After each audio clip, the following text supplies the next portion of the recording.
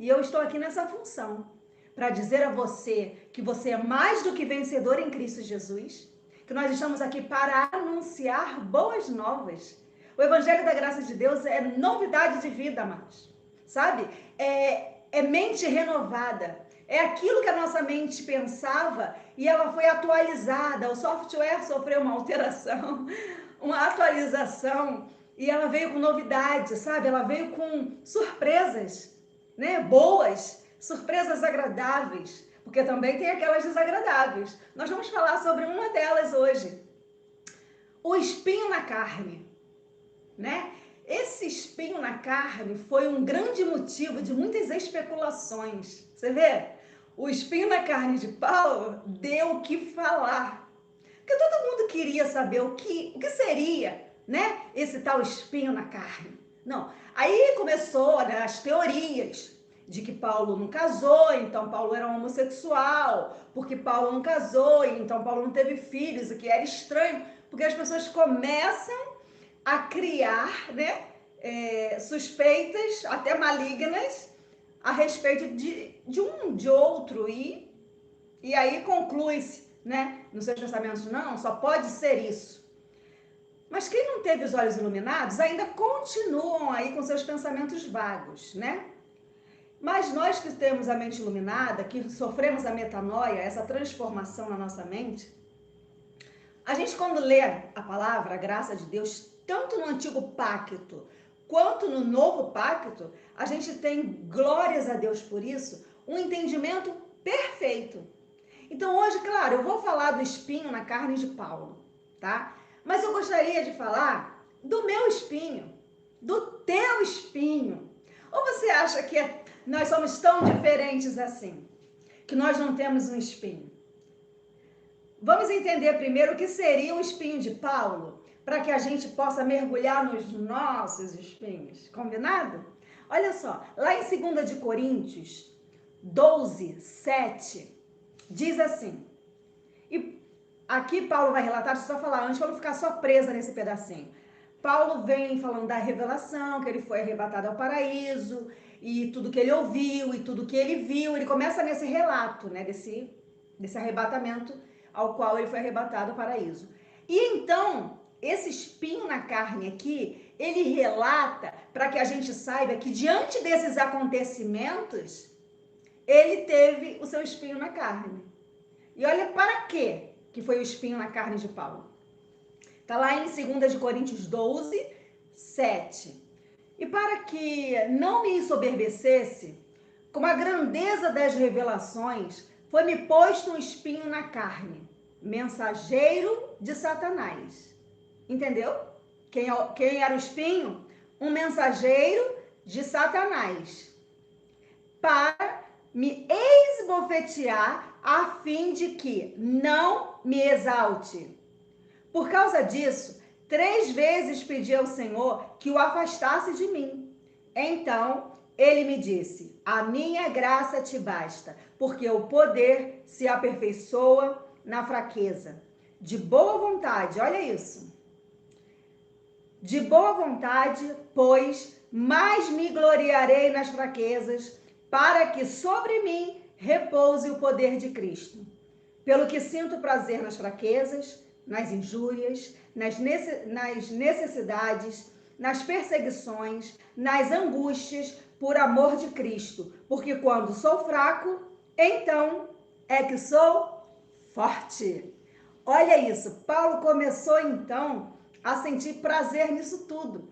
Porque ele sabia que aquelas debilidades dele na carne, aquele mensageiro de Satanás que vinha esbofetear a sua cara, produzia nele fraqueza, mas ao mesmo tempo, Deus vem e diz, a minha graça te basta, e isso produzia poder de Deus na vida de Paulo, força, sabe? Isso animava ele a não olhar para os perseguidores, para aqueles que esbofetearam a sua cara, e o que, claro que ninguém chegou lá e pá na cara de Paulo, um mensageiro de Satanás, era um acusador.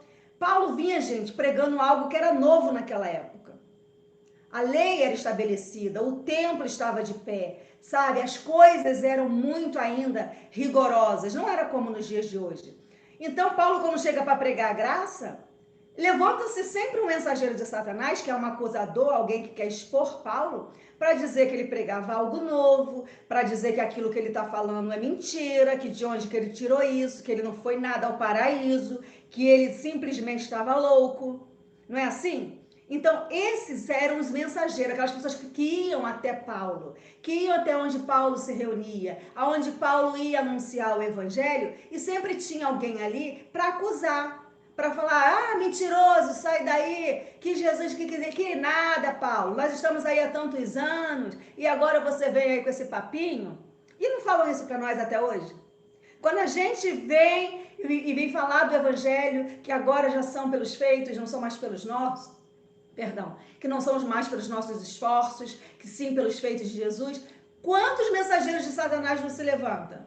Quantas pessoas vêm falando assim, cara, a pessoa era tão legal, era tão maneira, mas aí, agora ela diz que é salva para sempre, que não existe pecado, e que barará, dururu, tchururu, e pirou. Entendeu? Nós também temos os nossos espinhos. E esses espinhos são vários, amados. Sabe, é claro que isso, olha, Paulo diz que sentia prazer nas fraquezas, nas injúrias, nas necessidades, nas perseguições, vê se você não se identifica, nas angústias por amor a Cristo.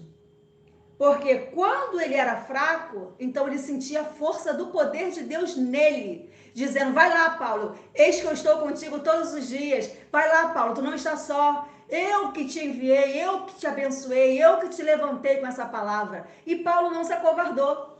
Paulo foi muito valente. Ele assumia as suas debilidades, os seus espinhos. Paulo não foi covarde. Eu vejo muitas pessoas hoje em dia sendo covardes, acusando, injuriando, defamando, sabe? Colocando a culpa em Deus, porque agora a graça agora, meus amados. Vou abrir esse parênteses. A graça virou uma coisa meio difícil, porque você vem assim, sabe, há tantos anos preparando o povo de Deus para receber a graça com alegria, e aí de repente uma pessoa surta,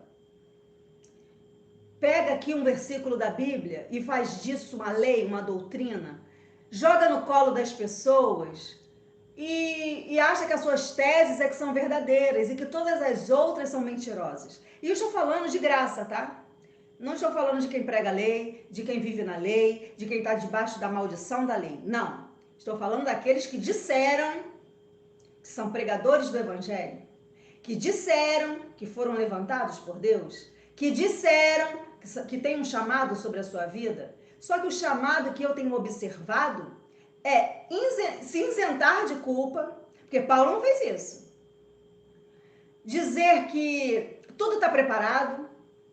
Quer dizer, eu chego aqui, me embriago, tomo um porre, encho a cara, pego o meu carro, saio em alta velocidade, tiro a vida das pessoas, sabe, faço atrocidades e depois, amados, eu venho aqui e digo assim, amados, isso que aconteceu estava no plano de Deus.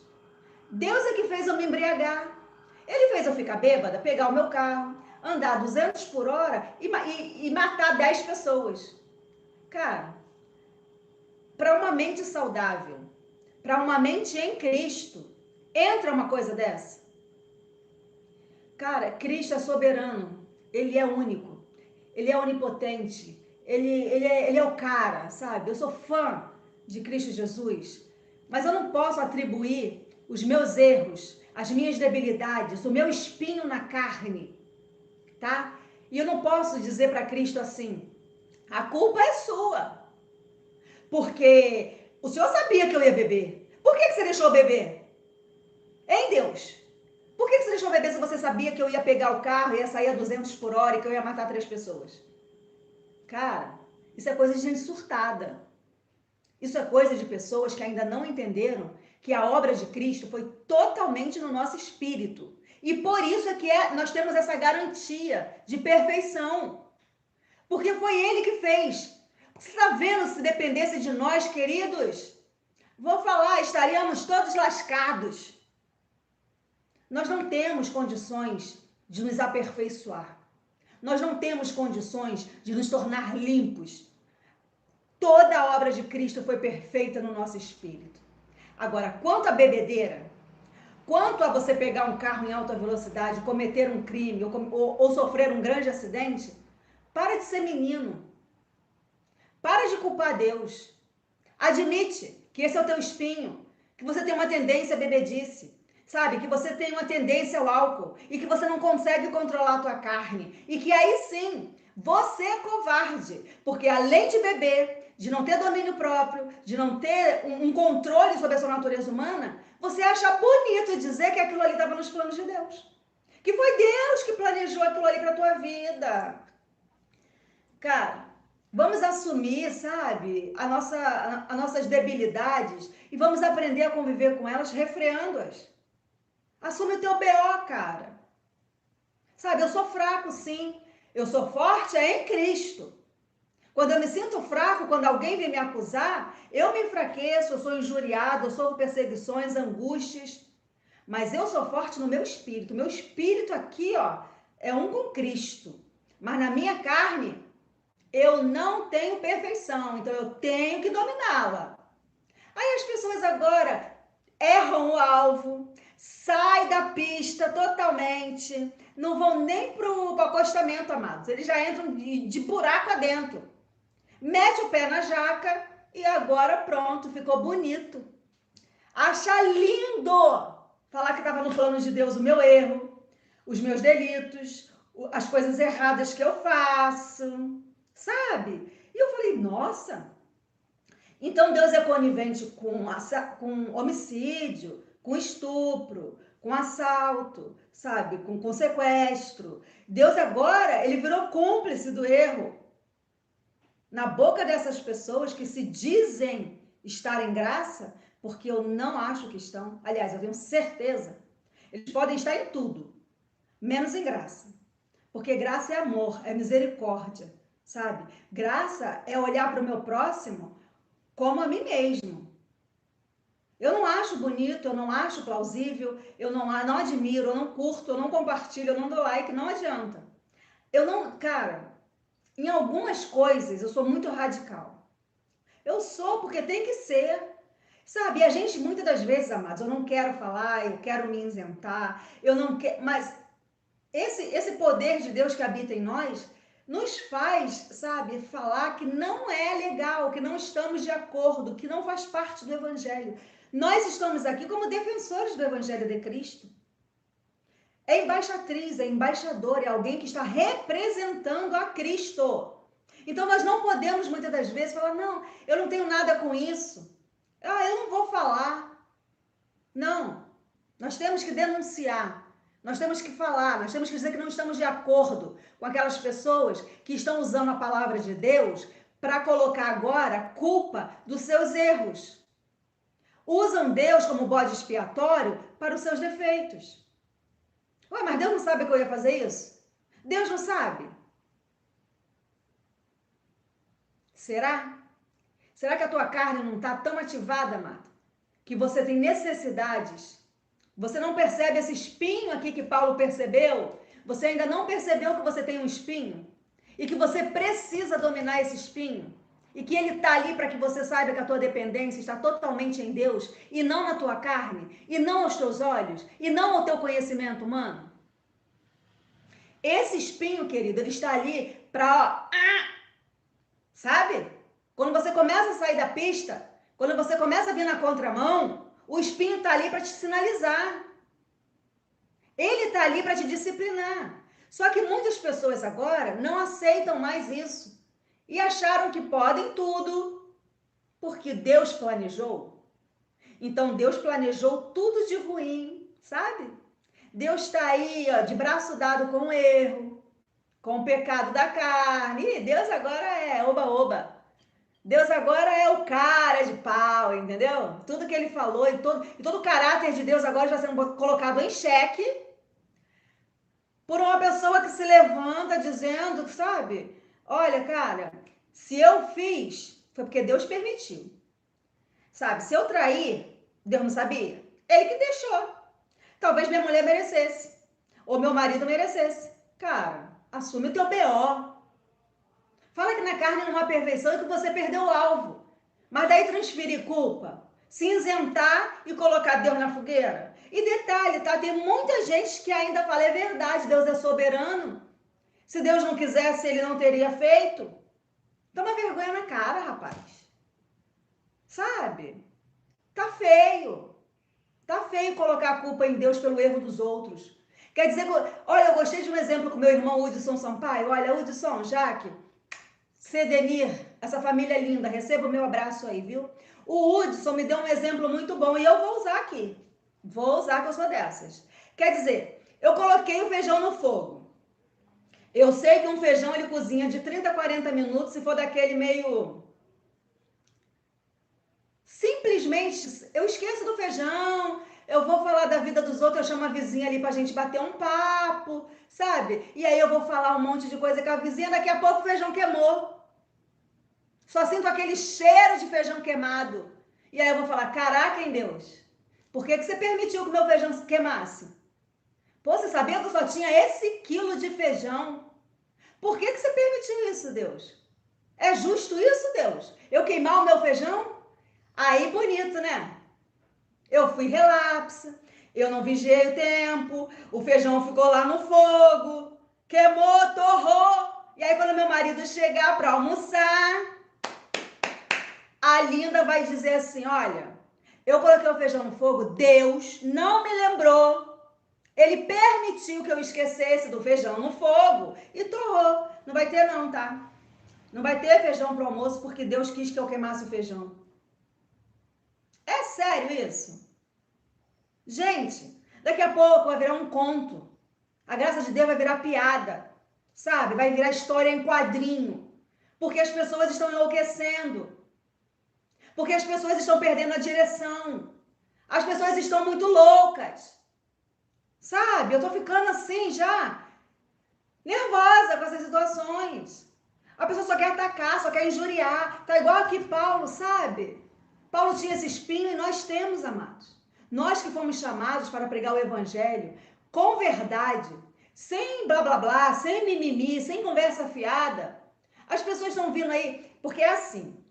Ah, eu sou dessas, desculpa, é graça sem retoque. As pessoas veem uma pessoa falando do evangelho. Aí acha lindo. Nossa, aquele irmão fala bem pra caramba. Pô, mas se Deus usa ele assim, ele vai usar a mim também. Se as pessoas seguem ele, vão seguir a mim também. E aí, queridos, abre-se um canal. Abre-se um canal achando que vai ser o cara, começa a usar, dizer que aprendeu com fulano, entendeu? Porque a pessoa prega é a verdade. Aí começa a aprender. Comeu um pouquinho de mocotó, já acha que tá fortinho. Tomou um todinho, amor, ficou forte. Já começa a dizer que aquela pessoa já não tá mais com entendimento, que não é bem assim, sabe? Que a pessoa tá inventando. E aí ele começa a se sentir o pregador da graça de Deus. O enviado. O apóstolo.